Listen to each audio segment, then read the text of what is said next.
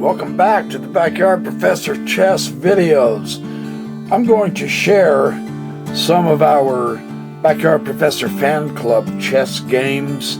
Our club has got various tactics, puzzles, blunders, and brilliancies, excellent games, fabulous instructions, training videos, all kinds of fun stuff. We have our first rated chess player, goes by the handle of Squishy. He plays a lot of bullet chess and all, so welcome to the club, Squishy. Our club is growing like crazy. There's about 50 new members, so welcome everyone. I want to share some of the fun stuff on our chess club. This is Joshi Rahul, a very good friend of mine. He's from India. One of his heroes is Vishy Anand, a great chess player, one of the world's very finest. And Joshi plays like him. I've been playing Joshi now for a few months, and I can't beat him yet, but he's a superb player. This is going to be his rated rapid game. So let's see how he does. Now, granted, this is rapid stuff, so it's not going to be as good as correspondence, and yet there is so much to learn here. So let's get going. He's going to do the Joko piano. I don't think that H push pawn with the black was necessary. There's a second move by a knight in the opening. Of course, he will bump his bishop back. Joshi likes his bishops, and so he maintains the bishops as much as possible. There's nothing wrong with that at all. And now the second knight push, threatening to take the bishop. Okay, here's what is important to notice, in my opinion. Joshi has 4 developed pieces. He's ready to castle, and he's going to put the queen out and connect the rooks. His opponent only has 2 knights, and both of them are loose and very easy to acquire as targets. That's important to grasp.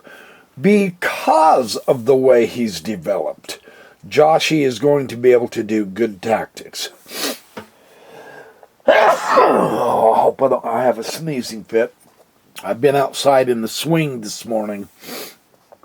So here comes Joshi. He didn't lose his knight. He was, excuse me, trying to get some tactics going here. Notice that they're both kind of probing. Now here comes the second bishop. The first bishop, I should say. They're probing. Because the bishop hit his knight, Joshi threw the c-pawn up there. Now that's going to solidify that outpost. Notice who has more space. This is critically important to do. With space, you can manipulate your forces better. We should see some good tactics coming up shortly. Target. Yeah. Hit the knight, make the knight go back. Target. Yep. Hit the queen, make the queen move. Instead, the bishop blocks. Watch how he did this. This is awesome. He leaves his bishop there, contacting that knight.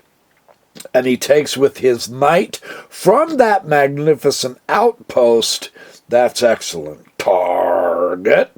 And then he exchanges the knight there. Now the queen is up, and he can castle and connect his rooks.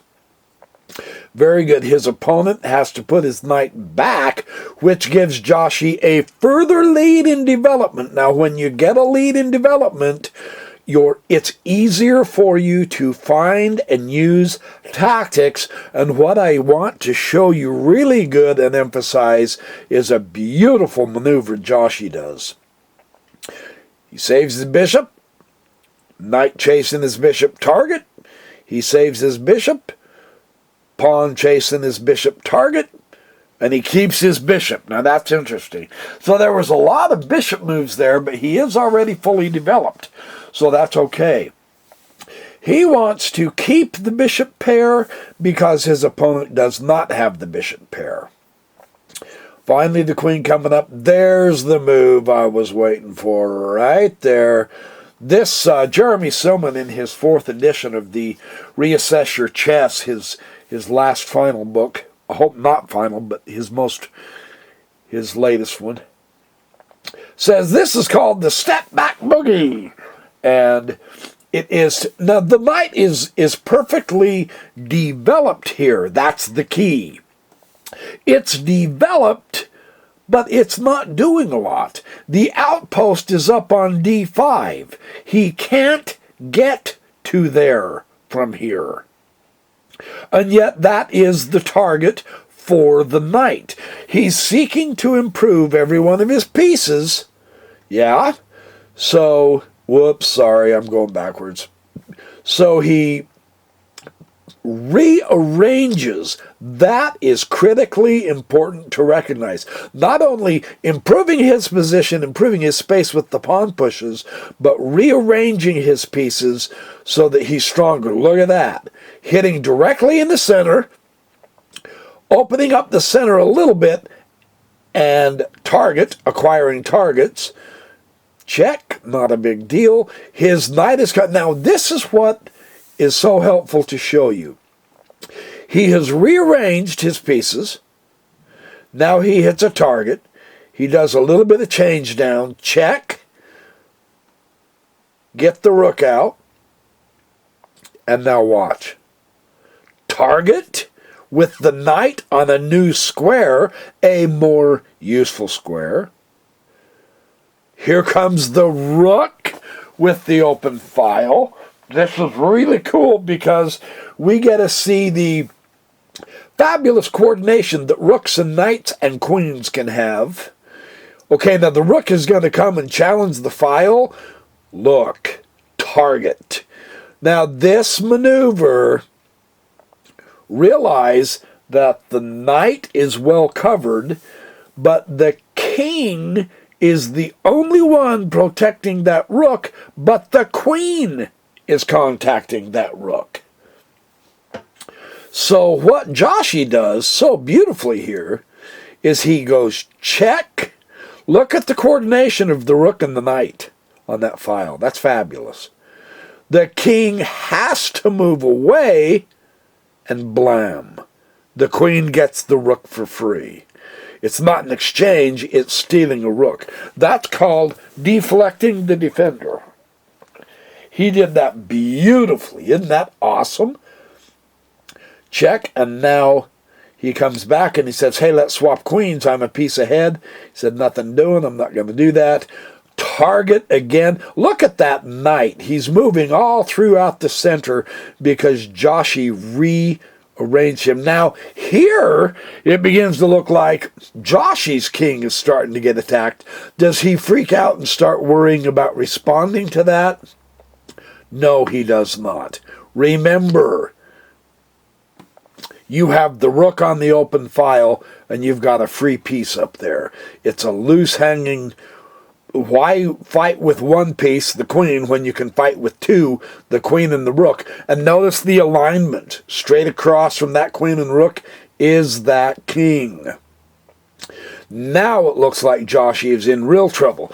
Does he lose sight of his objective and start worrying about his own king? No, he does not play passive, and he does not lose his initiative. He keeps going forward. Check. King must move. He plays forcing moves. That's what I mean when I say he doesn't play passive. He plays forward moves. And then check again. The king must move. And finally checkmate. So that's a great game by my friend Joshi. Good game. Thank you for sharing it with us in the forum. You guys come and join our club and mix it up with us. It is a lot of fun. We have all kinds of stuff like this. Let me show you some more stuff.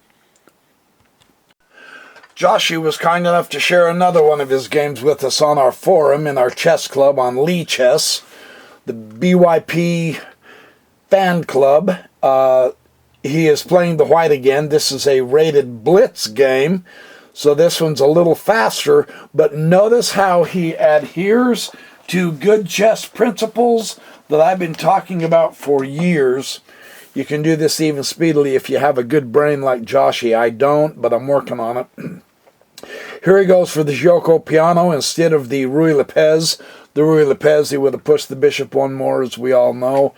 Good, swift development. That's going to prevent any shenanigans on the queen side, so he does likewise. And now the security of the center, he's going to prevent any shenanigans of the bishop. He might want to, he gives you the impression he wants to use his knights more in this one instead of his bishops like he did the last one. Good secure center, castle. Now the bishop moves back, and Joshi gets a lead in development. Notice, you don't, just like I've said before with rooks, when your opponent acquires a file, you don't have to let him have that file. Well, when your opponent acquires a diagonal, and look at that dark squared bishop of black going all the way to the king, Joshi says, well, I don't have to let you have that, so don't. There's no necessity of letting him have such a powerful piece like that. Look at this. This is what I wanted to show you. This is a great move by Joshi. He's got that post on d5, right? For the knight, because of the e4 pawn, yes? Oh, whoops, sorry, I'm telling you wrong. Well, he does have the post, but what he does is he hits the center. He's going to lose the knight, but notice the discovery on this lone knight out here from the queen. Joshi moved his knight from here to there. The idea was to get a loose piece, and because he wasn't defending his piece very well. And now Joshi takes his bishop. Very nice. And now he acquires, did you notice that? Because of the way he played the moves, he acquired another piece. Yeah? So this is getting good. Again, there's that outpost. Beautiful outpost on d5, double pawn support. He's going to have that one for a long time.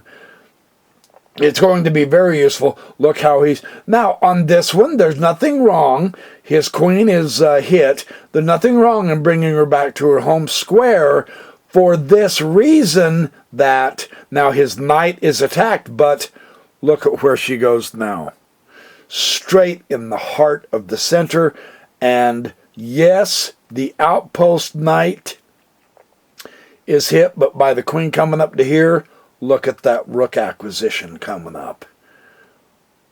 But he castles. He's still got the diagonal, and notice the coordination of the queen and the knight. This is so fabulous how Joshi does this. Check. The king has to move up. Well, he doesn't have to, but he did. He chose to.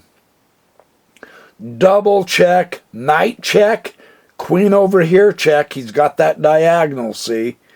So the king has to move. The pawn can't take the knight because the queen is also checking. The king moves out of play, and now, of course, there's the checkmate. Fantastic little blitz game. Thanks for showing us, Joshi. Fabulous. My good friend Joshi from India. Do we have more in the club? You betcha. Let me get to it. This one is from my good friend Phoenix714. I've shown some of his games in my Backyard Professor Chess videos. I'm going to show another one, but this one is developed as a puzzle. The question is, in this position, can white take a piece on c6? Notice the pawn is threatening the knight. Can he take that knight? So let's take a look. Phoenix says, yes, he can. Then he goes check. The black check. Notice the alignment issue with the queen and king, however. So he's forced to throw the pawn up there, but the pawn will attack with check. The king must move, because if the pawn retakes, the queen gets the rook. The queen will come over to here, and a very nice split with the rook on a central pawn. The queen comes check. The bishop comes to hit the queen. The queen moves over. The pawn goes down. The rook comes over, and the queen takes the rook check. Fantastic game. Now the pawn queens check. The rook over to the open file. That should have been very obvious. And now the rook up. Notice now there's nothing covering the rook. What's he doing? He is repositioning the king here. There's the other rook. He kept the initiative by pressing on the king, so he got both rooks of black, and he kept a rook of his own, and both bishops, I might add. So he's still pressing, now check. Now again, look at this situation. The bishop comes up to check. The bishop is not guarded, so he is positioning the king in a different position so that he can come from this direction.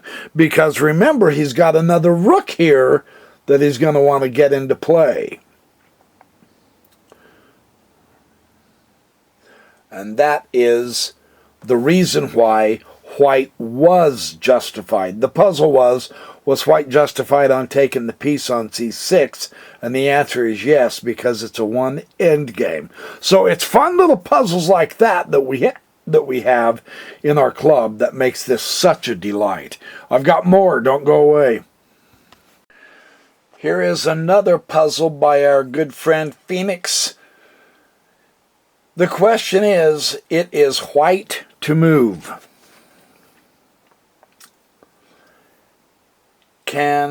Or black to move. Can he win?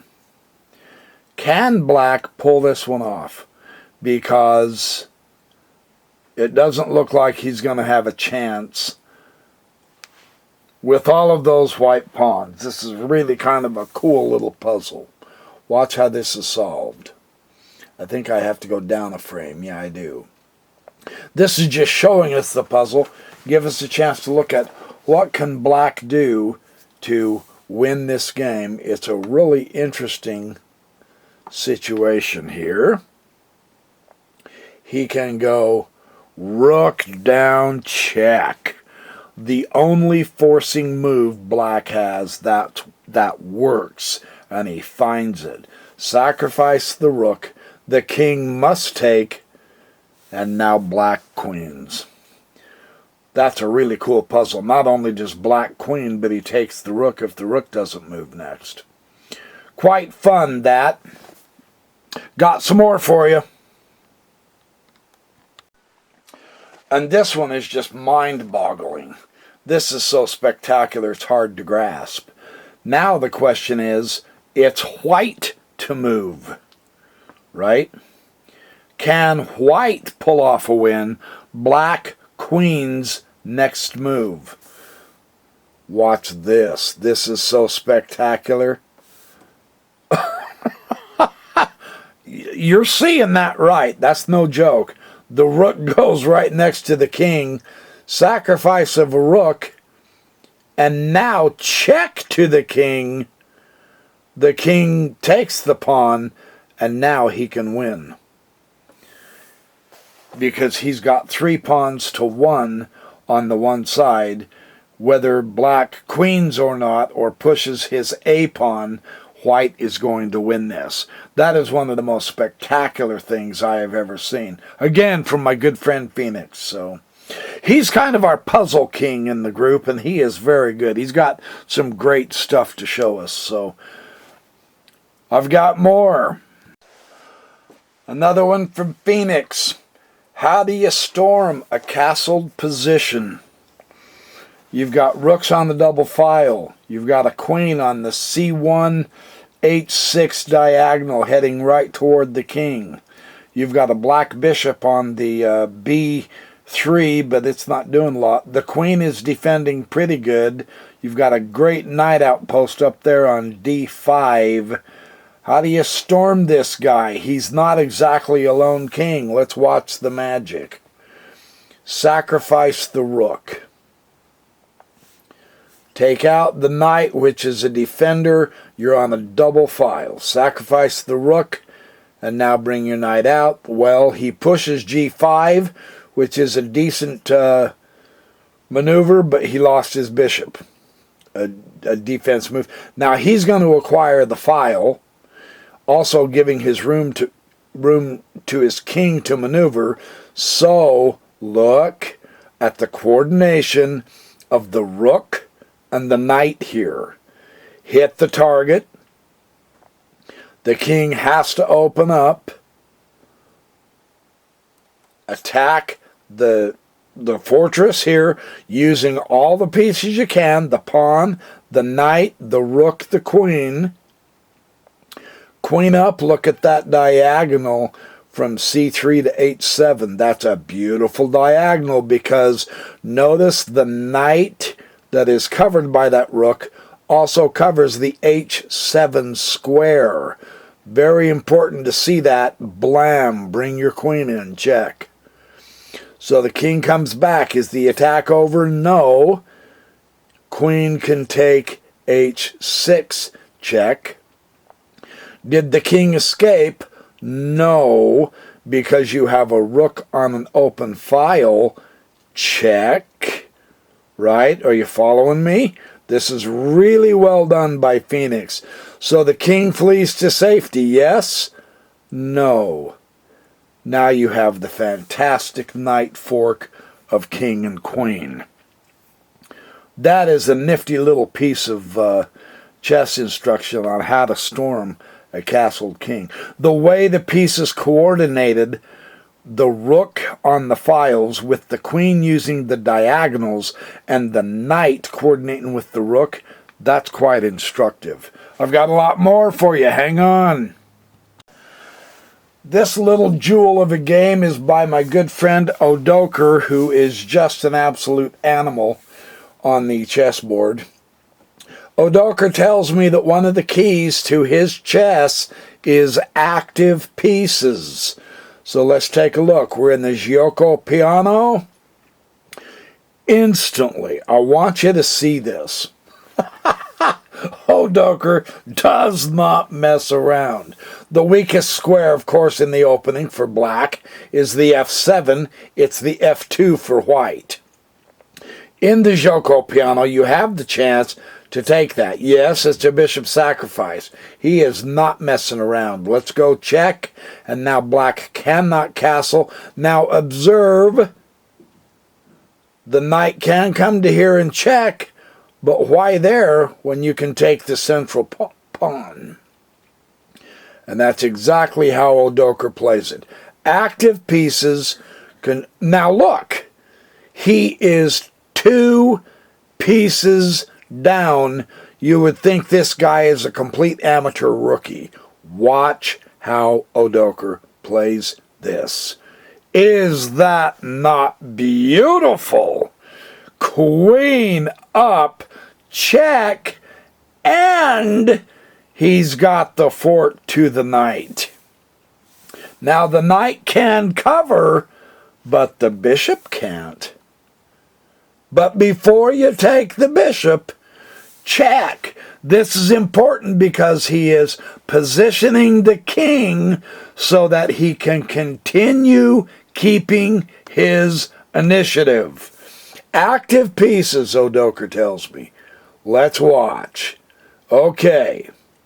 Now look. Of course, the queen's going to come back. Here comes black development. Here comes Odoker developing. Castle. Here comes black's development. Now, in this instance, black is very much ahead in material. You really do want to develop fast and get your pieces out there, right? So Odoker, in order to counteract the influence of the extra power of black, he wants to secure the center. That is how, and then he moves the king. He apparently did not feel the king was safe where it was in the center. Look at this pawn phalanx, Targets. Targets, yes. Get the steamroller rolling. Hit the rook. Great. Put it on another file. Block the file. Great. Acquire another target. Look at that. Hitting the knight. Hitting the bishop. Now, watch how Odoker is systematically steamrolling him with this pawn steamroller. He is behind in material, but he is just choking his opponent out. This is fabulous how he does this. Check. There's your target with the hit on the bishop. Queen up. There's your target, the loose knight that is undefended on f5. Very interesting. Now he does defend it, so does Odoker freak out? No, he hits it again. I love how this guy plays chess. I hate it when he plays this way against me, though. No, I really don't. I love it because you learn and learn.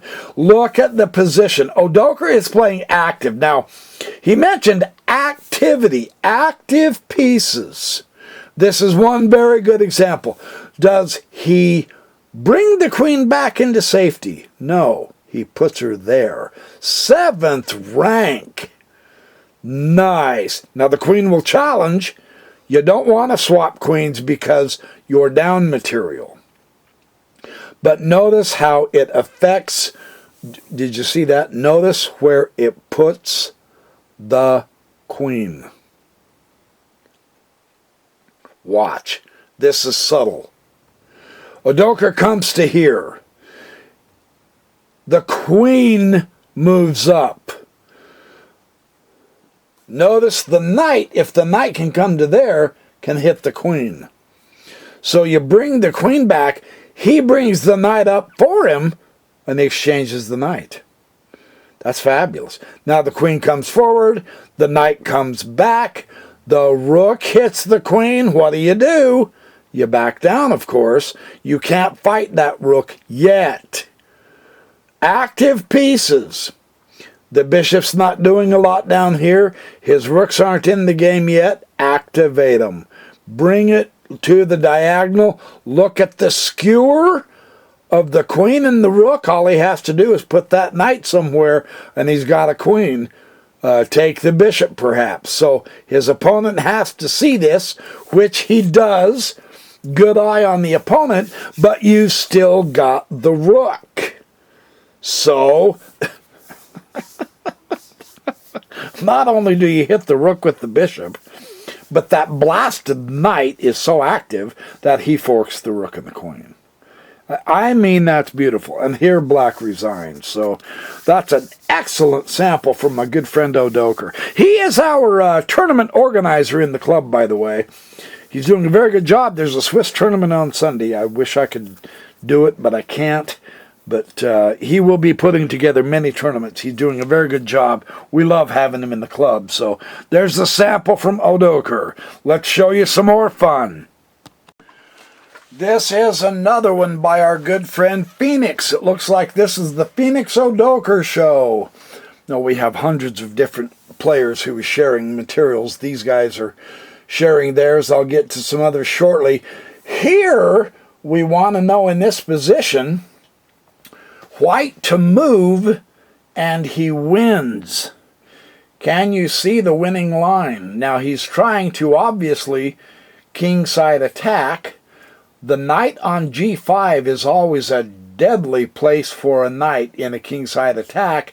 However, that allows the h6 bump with the pawn, right? So, do you back off to h3? Do you take f7 with the knight? It's not covered there, so that'd be a knight sacrifice.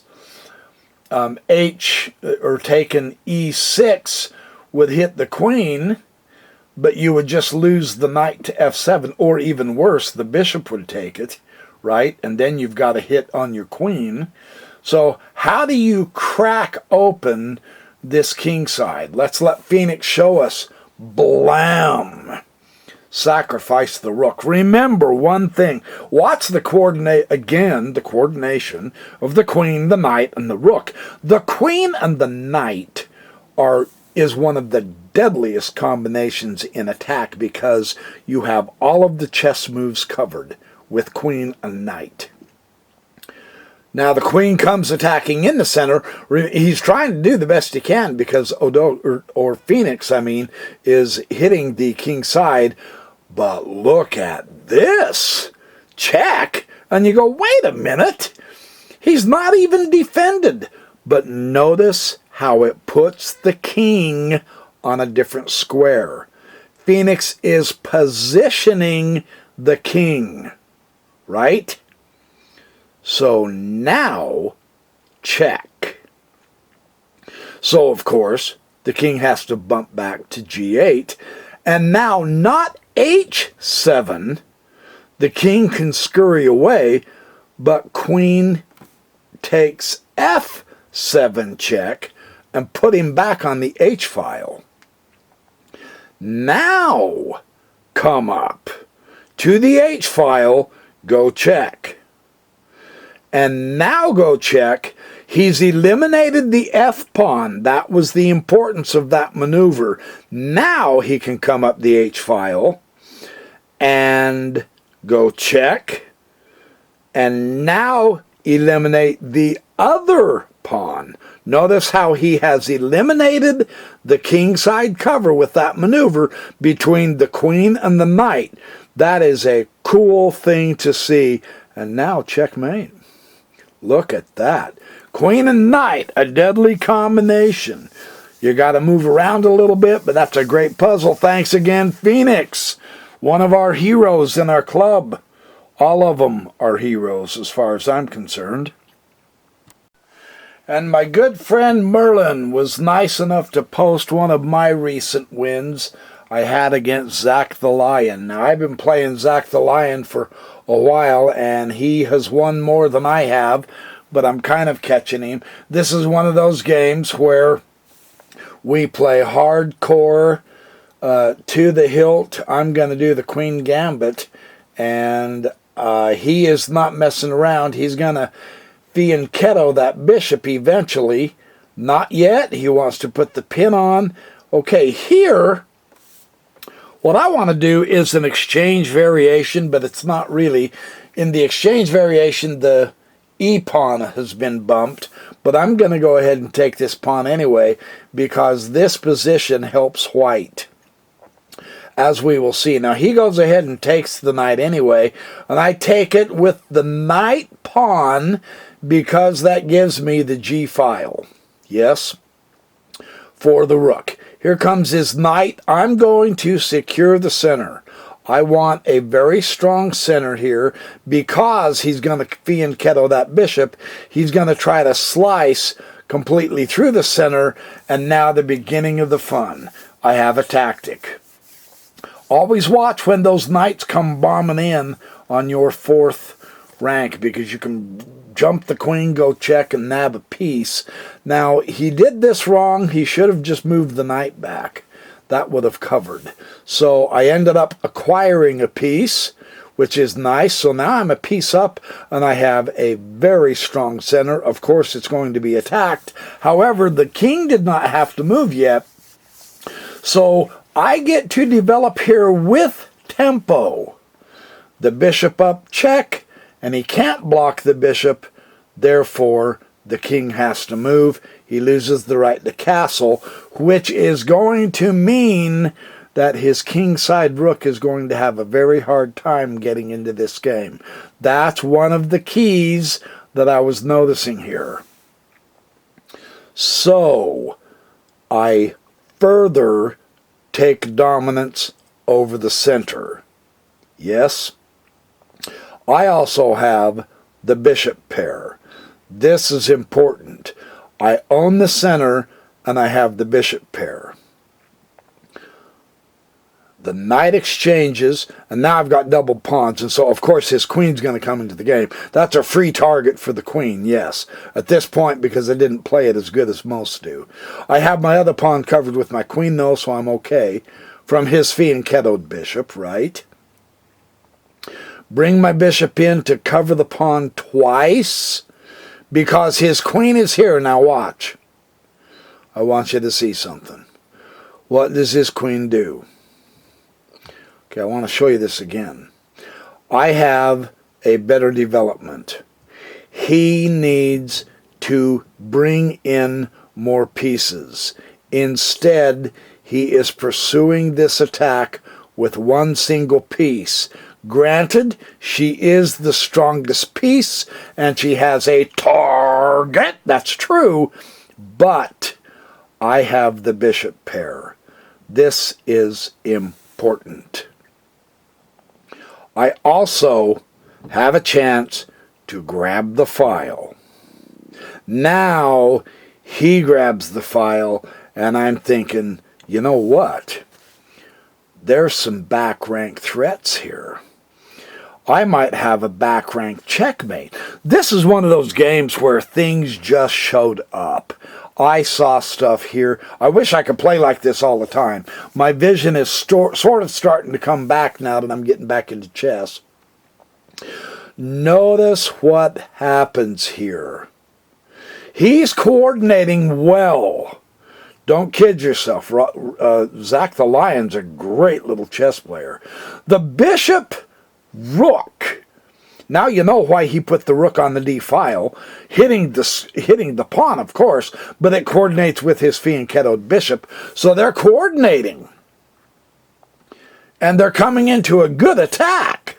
Yeah? So I've got back rank checkmate potentials, but I've got something else.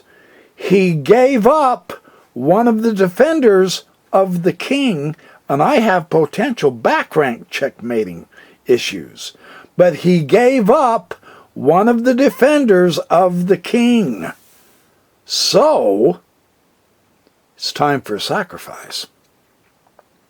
Sacrifice the queen, pop the bishop up to checkmate. I've got him in a cross cut with my two bishops. So I was able to do a pretty cool queen sacrifice, and Merlin saw that and posted it. So thank you, Merlin. I'm not trying to brag. I'd rather see everybody else's games, but that was a fun little game. And Zach the Lion has been trouncing me ever since this game. We played like 3 or 4 more, and he's beat me about 3. But I just recently had another really good win over Zach, so it's fun. We have a back and forth going that's really quite pleasant. Let's show you more. This is another game that my good friend Ergid has posted in our forum. He's showing the idea of tactics. So let's see what we can see in tactics here. And he's going to do a solid center. And interestingly, he goes ahead and acquires the pawn right now. And the bishop will take the knight. And so there won't be a queen exchange when black takes the e-pawn, because the queen is already out and developed. So keep developing. Both bring the knights, bring the bishop, bring the queen, bring the other bishop. Pawn move. Ask the bishop what you're going to do. He backs off. And now you're in more or less a Gioco Piano bishop type setting. Castles. Look at the pawn moves of black as opposed to Ergid putting out the pieces. The development gives you a chance to do more tactics. You have more pieces out. You have a better chance to do tactics. Here we go. Rook. He's going to challenge the file. Absolutely. Take it. And you go, what? Yeah, take it. Here's the tactic. Beautiful setup. Second rook. Because he castled, the rooks were connected. King back over. Checkmate. I mean, that's beautiful. That's so beautiful. I'm going to go back and do this again. His queen came in to attack. So he puts his queen up there where it's going to be useful. Notice the coordination at the D7 between his rook on the open file and the queen on the diagonal. So he's going to challenge the... And you have two rooks. Notice none of the king side is developed here, you guys. He's only got one rook to battle against two. So don't play passively. Go ahead and exchange. Because the only piece that's going to take that rook is the king, and therefore you still own the file and the square. That's beautiful. Well done, Ergid. Let's see some more of this tactics stuff, man. There's great stuff like this all over in our forum on the Chess Club. On Lee Chess, come and join us. We are having a ball. This is turning out to be the Ergid show. Let's see another tactical situation here. This guy is good with tactics. Let's see what you got, dude. Look, immediately continue pressing that pawn. he's gonna, and now you strengthen that pawn chain. Real nice. It does acquire space. Now the game's not over, but now the trick is speedy development, because again, the more pieces you have out, castles, so that his rooks will connect as he develops here, the more pieces you have out, the greater the chance of you having tactics. And now we've got an outpost here. Okay, knight on an outpost because of the pawn supporting him, right? Not a permanent outpost, but it could be a very useful one. Knight up challenging. Bishop pins the knight. Nice tactic. There's a pin. Yes, the knight. Beautifully played. So the other knight says, well, okay, then I'm going to have to get involved. And now he says, I'm going to support the knight on the outpost. Now there is tension between the knights, but the bishop has the knight pinned. So put the other knight there too in case he gets taken away. See, the bishop is going to challenge the knight, but that won't change the nature of the program of losing the knight. What do? Another piece. Bring another bishop out. Yeah, look at the development here. Pin the knight to the queen, pin the knight to the king. Nice. It's not over yet. What happens if he castles? Take the knight, of course. And here black resigned. Here is another one from my good friend Ergid. Looks like we're having the Ergid show. Here he is as black. Good center, hit the pawn immediately. Good development. He's trying to keep up as fast as he can. He's a little behind, but he's going to correct that here shortly, we hope. That didn't work out. So now the bishop takes that pesky knight.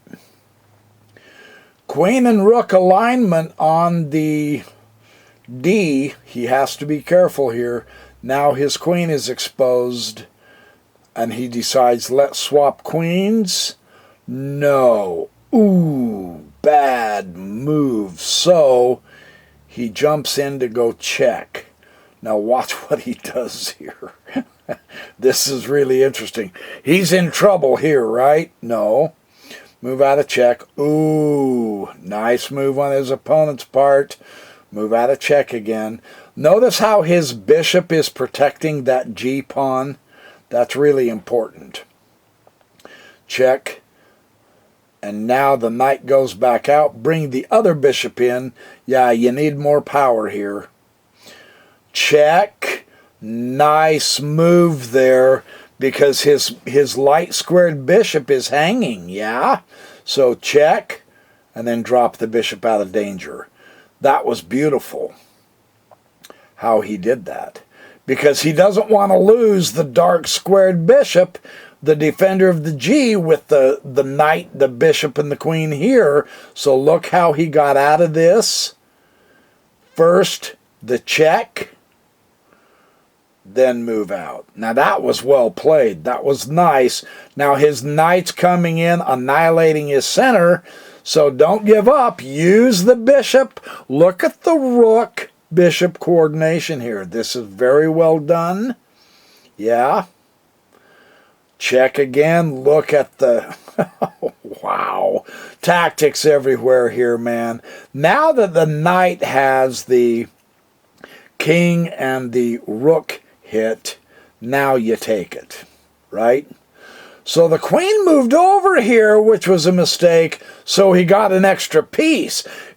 Black is trying to play active too, but just keep your cool. The idea here in this game is he is keeping his cool. Bring the bishop back. Now watch how he coordinates his bishop with his rooks.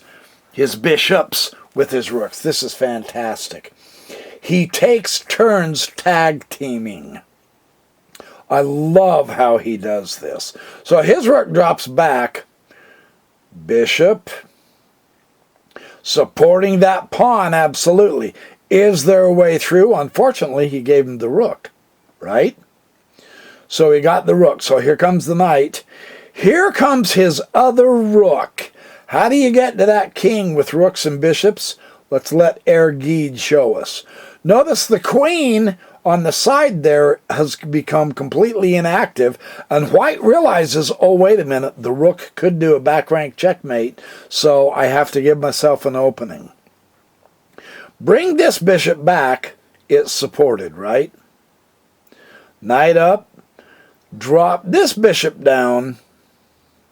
Knight's coming in. Watch out. Rook straight up. Checkmate. Isn't that beautiful? A nice coordination between bishops and rooks in that one. Fun stuff. Let's show some more. We've got more to show. Here's another quick one by our friend Odoker. Playing the black pieces. Active pieces is what Odoker says is one of the keys to good chess. Let's see how he puts them together. Check. Of course, it'll be blocked. So, castle. The key is get as many pieces into the game. Secure your center. Challenge the center. Now, as bishop is being hit, take the knight. It's okay. The knight is gone, but now the queen comes up. So it forces his queen to defend that pawn. Now get your bishop in. Here comes the pawn. Now get your rook in. Rook, knight, bishop, queen coordination here. Look at the knight on the outpost. Very good. The bishop will take that knight. Backs the knight up, and now center pawn push. Bishop goes back.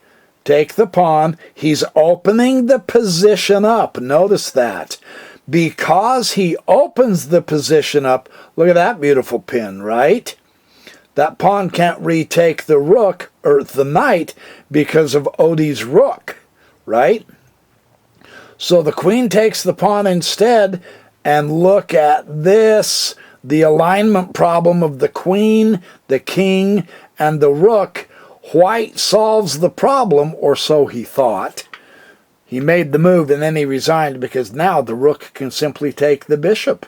And he loses the queen because the queen is covering the bishop as well as the rook. Beautiful opening lines and coordinating of pieces between the bishop, between the queen and the rooks. Alignment problems, we got to watch those. Odoker has a sharp eye for stuff like that. Thank you for the game, Odoker. Here is a game from our friend Checker99, who is playing the white pieces. He's playing with the London. Queens are going to oppose. He goes ahead and swaps them right now. So he's going to play without his queens. Can he play strong minor pieces becomes the question. Let's watch him function. Centers are pretty secure. Checker has developed better. Not bad. Not bad at all. Now the bishop, because the pawn center is more or less closed, He's not afraid to exchange the bishop pair because he's got a good outpost there. And he comes, notice how he works this. He gets rid of that pawn on the c-file. He's got his knights supporting each other, which is really nice, so that when that knight takes, he's still got the knight, and he still has access to, ta-da, that beautiful outpost of a knight on the 5th rank. That's nice. Let's see what happens. Now, it's more or less a closed position, so the question is, can his knight dominate the bishop? That's the issue. He wants to keep it closed because his bishop won't be as useful. Right? That's the theory of Silman. Hit the target. Yes. Rook moves over. Come down. Hit the target on the other outpost. Look how his setup has beautifully given him the way to manipulate and maneuver that knight. Fantastic. Now, hit the weak pawn. Right? Beautiful. Nice breakthrough. Now he's got the file for the rook. The bishop is trying to get something going. Rook comes through. Power play. Take the rook. Absolutely. Why? Because you've got the file again. Right? Rook comes down. Not a problem. Bump the king out. Rook is going to try to hit the weaknesses. So, nice fork there with the rook and the pawn. Take the pawn. Checker is maintaining his strength in the center here. He's going to bring... His opponent is not playing badly. Eliminate that pawn there. And yes, and now there's a back rank issue here. Pin that bishop. Now what do you do with the pinned piece? You attack it. Look at that knight fork, you guys. Knight forks the bishop and the rook. King has to attack. And blam, he takes the rook and black resigns. Very well played, Checker 99. Thanks for sharing your game. It's fun. Do we have more? Yes, we do. This one is by our good friend Vampire Toza, who I continue to play. I think we're about even. He's a little bit ahead of me. We played quite a few times. He is a very good chess player. He's playing the Pierce defense. Let's see how he handles this. Okay, so a couple of center pawns have been changed. He wants to fianchetto his bishop. Gain space in the center with that pawn. Yes, that's a very good... Drop the knight down to the 1st rank. Yes, because he's going to reposition. Bump up the f-pawn. That's pretty gutsy in the opening. But look, he's acquiring targets. He's going to control the center. He's going to bring out more pieces. He's going to continue developing the knight. Look at those knights working in coordination with the queen. This is a thing of beauty. Well done, because now the knight covers the knight, and now the queen has an inroad. Queen drops down immediately. Now, here we go. Queen bumps up. Look at this coordination. And then checkmate. That's a fantastic little game from Vampire Toza. Good job, Vamp. All right, let's show you some more fun from the Backyard Professor Fan Club on Leeches. Okay, and finally, we have a game by my friend Strize that is really fun and instructional to do. King pawn opening. Could have been a Spanish, but he chooses not to make it a Spanish. Looks more like a Gioco Piano from the black side. Active pieces, good development. Now, did you notice that? Strize is already up a piece because he saw a great tactic here.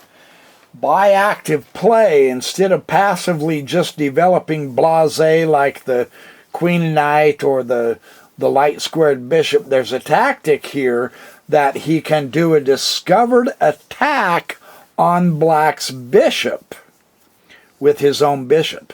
What he does is a forcing move. Well done, beautifully played.